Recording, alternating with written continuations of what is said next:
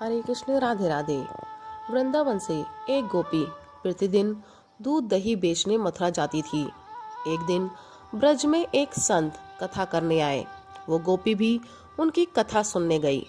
संत ने कथा में कहा, भगवान के नाम की बड़ी महिमा है। इस नाम का जप करने से बड़े बड़े संकट टल जाते हैं। नाम तो भव सागर से तारने वाला है। यदि भव सागर से पार होना है तो भगवान का नाम कभी मत छोड़ना। कथा समाप्त होने के बाद वो गोपी अगले दिन फिर से दूध बेचने चली गई।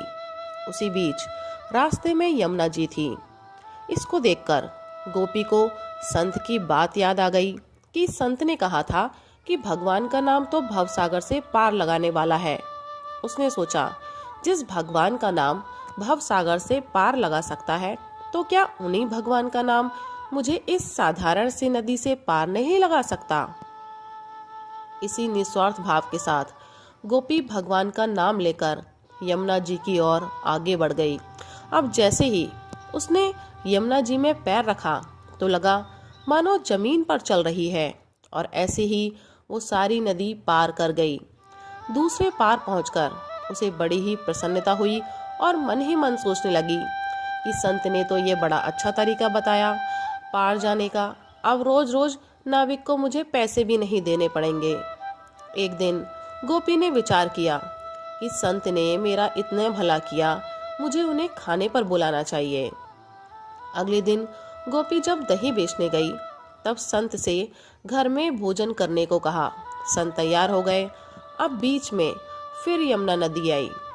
संत नाविक को बुलाने लगा तो गोपी बोली, बाबा आप नाविक को क्यों बुला रहे हैं? हम ऐसे ही यमुना जी में चलेंगे। संत बोले, गोपी कैसी बात करती हो? यमुना जी को ऐसे कैसे पार करेंगे? गोपी बोली, बाबा आपने ही तो कथा में कहा था कि भगवान का नाम लेकर भवसागर को भी पार किया जा सकता है। तो मैंने सोचा, जब भवसागर से पार हो सकते हैं तो यमुना जी से पार क्यों नहीं हो सकते। मैं ऐसा ही करने लगी, इसलिए मुझे अब नाव की जरूरत नहीं पड़ती। संत को ये सुनकर विश्वास नहीं हुआ और वे गोपी से कहने लगे, पहले तू चल, मैं तेरे पीछे पीछे आता हूँ। गोपी तो अपने रोजाना की तरह नाम का आश्रय लेकर यमुना जी को पार कर गई।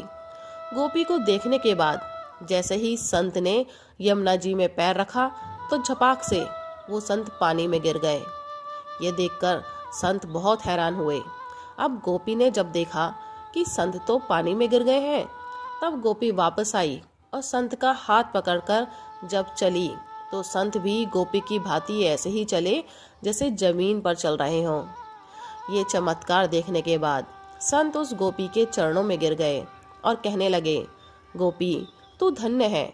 वास्तव में तो सही अर्थों में नाम का आश्रय तो तुमने लिया है, और मैं जिसने नाम की महिमा बताई तो सही, पर स्वयं नाम का आश्रय नहीं ले पाया। तो प्रभु प्रेमियों, प्रभु भक्तों, अपनी श्रद्धा, प्रेम और विश्वास बनाए रखें और फिर कीजिए बाके बिहारी की प्रेम की अनुभूति, कृपा की अनुभूति। राधे राधे। हरे कृष्ण।